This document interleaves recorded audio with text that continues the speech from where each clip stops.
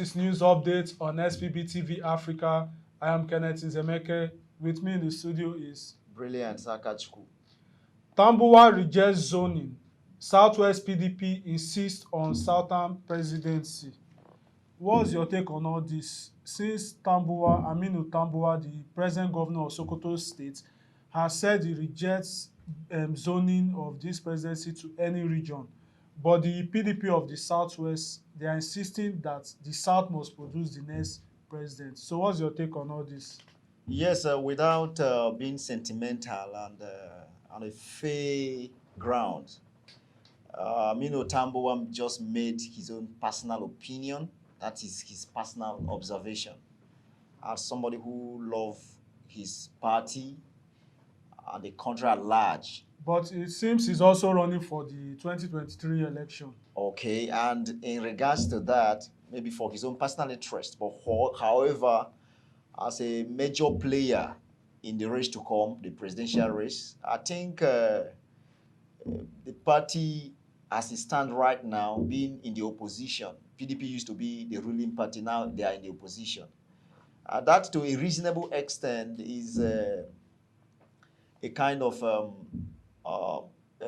mechanism that they may need to deploy as a matter of fact and urgency, capitalizing on the weaknesses of the ruling party, the APC, to taking over the rulership of the country. I think as it stands right now, what PDP as a political party that has a structure and that has a constitution and I have principles and ideology is there should be primarily concern on taking over the rulership, taking over power from the central and whatever thing that will come. That is not minding where the president will come from. That is not minding where the presidential aspirant is actually coming from. But there are some people that feel that the Easterners deserve to be presidents.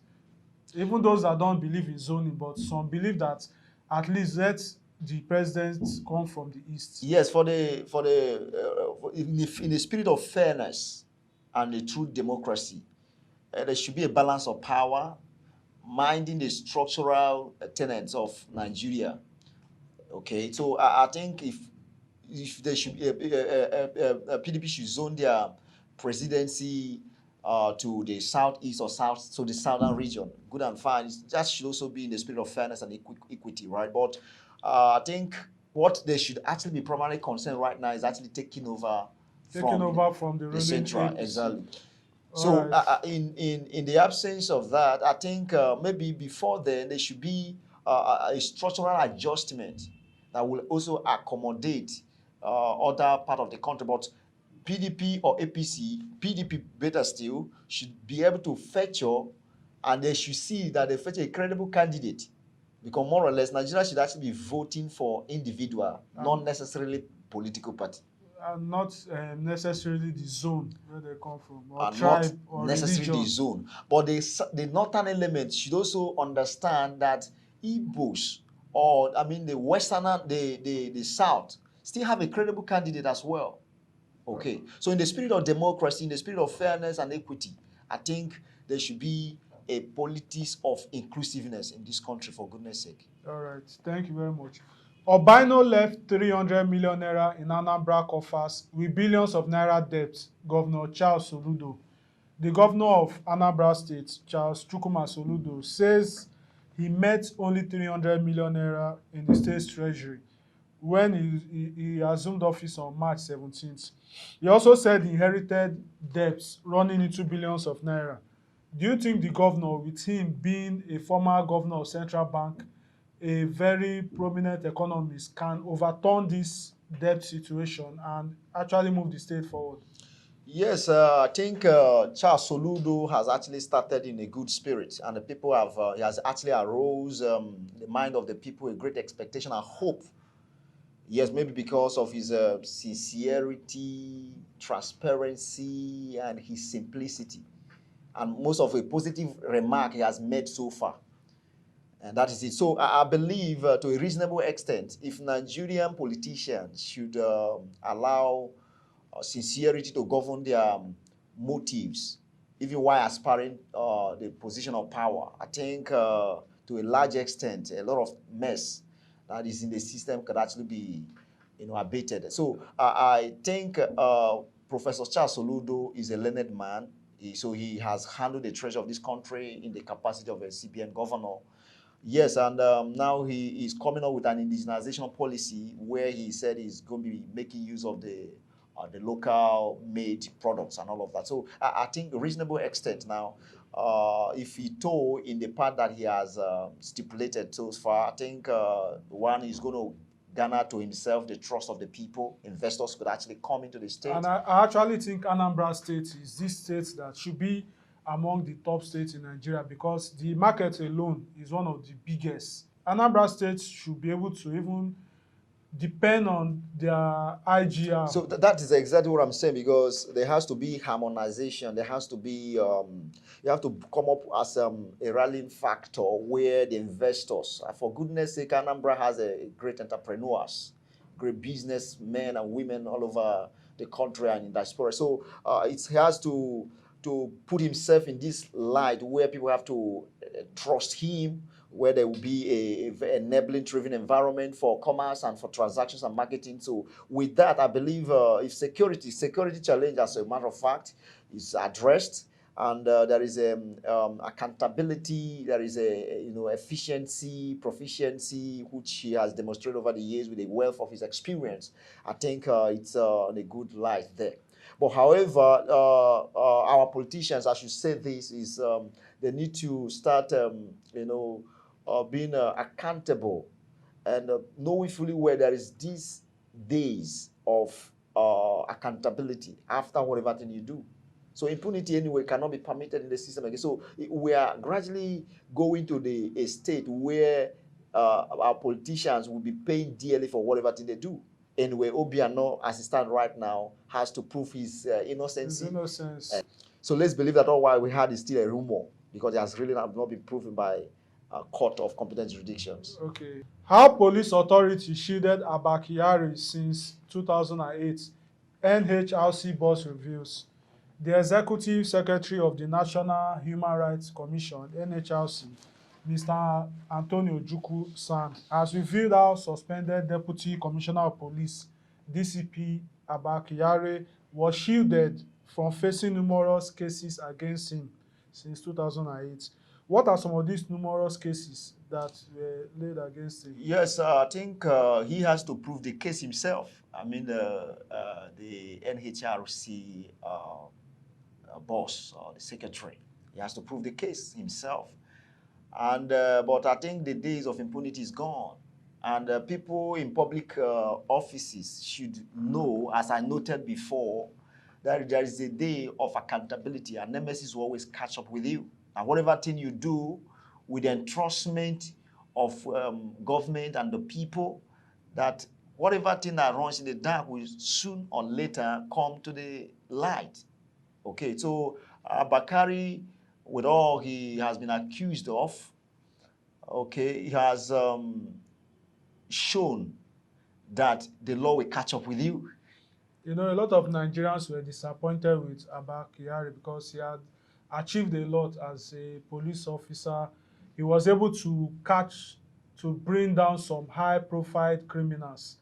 And yet, you see him being involved in drug, and although I see allegation because he's still in a... That is exactly what we're saying. I think in law we say he that goes to the equity must go with clean hands. Okay, because if you are searching for the dark, if you're looking for criminals, you should also get yourself clean.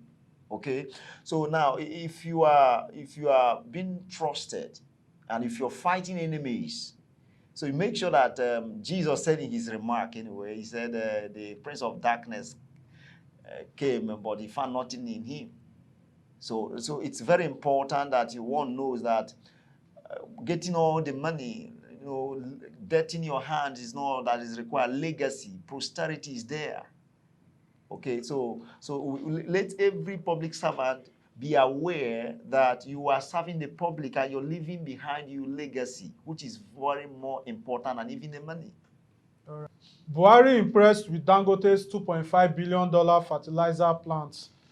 With this huge investment, do you see other investors coming in soon? And does this not signify a greater future for the Nigerian economy?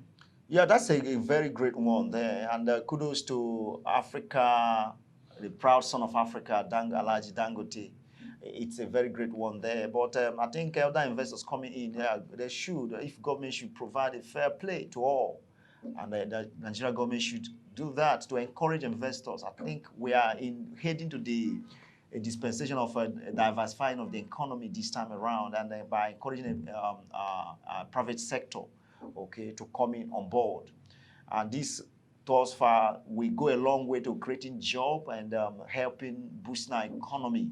That is kudos to Alhaji Dangote.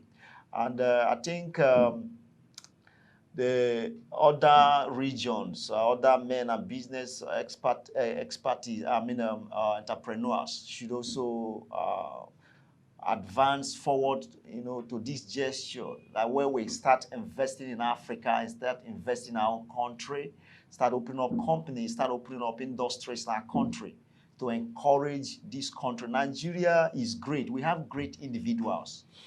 Okay, so and I think corruption also plays a major role in our underdevelopment, because a lot of people, especially politicians, just siphon money and carry them to other countries to develop these countries.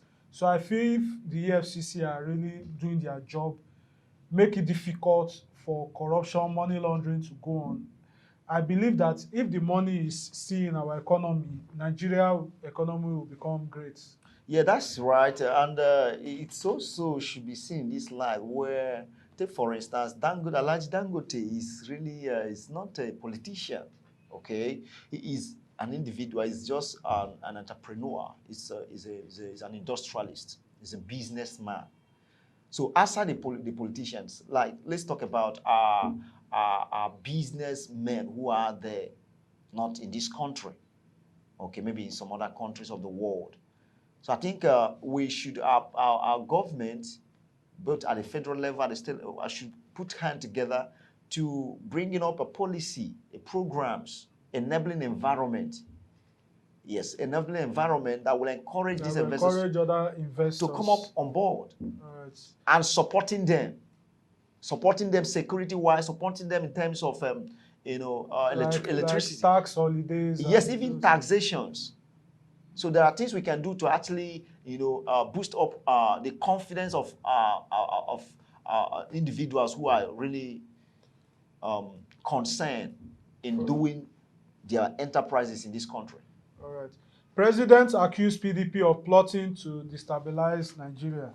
This is a strong accusation from the presidency. How do they claim the PDP are trying to destabilize Nigeria? Anyway, to me, that's a political statement. And it's very, very bad that at the present condition, state of the country now, some unguided statement, either misconceived or misdirected, should be made, and all of that. So I believe whatever thing that PDP said in terms of a fuel scarcity, both parties, either APC or PDP, for whatever thing, Nigeria is before this party. Okay, so whatever thing that should be said as regards to the general wellness of this nation as a country, we should put Nigeria first. Okay, irrespective of our political ideology and differences, Nigeria first. So what is the essence of the statement in the first place? The statement called for caution. It calls for second thought to where we are heading. So if it be a constructive criticism, good and fine, that is the work of a nice democratic setting. Now, in the part of the ruling party or the presidency, if it is out of fear, or out of trying self-defense to whatever statement have been made or remark have been made, so they should take it on the point of a criticism on their side and correct the intention, the mess. Okay, so now to me, presidency on the wall, the federal government on the watch to elevate the Nigerian sovereigns and let it not hate to the NSAS protests and all of that, okay, should be, I think it shouldn't be political. We shouldn't politicize our security. We shouldn't politicize our integrations. We shouldn't politicize even our democracy. So we shouldn't come to the point of, you know, making unnecessary remarks. All right. Thank you for watching today's episode of SPB TV Africa News Updates. I'm Kenneth Izemeke. Please do not forget to follow us across all social media handles, SPB TV Africa, and do subscribe to our YouTube channel, SPB TV Africa. Thank you for watching.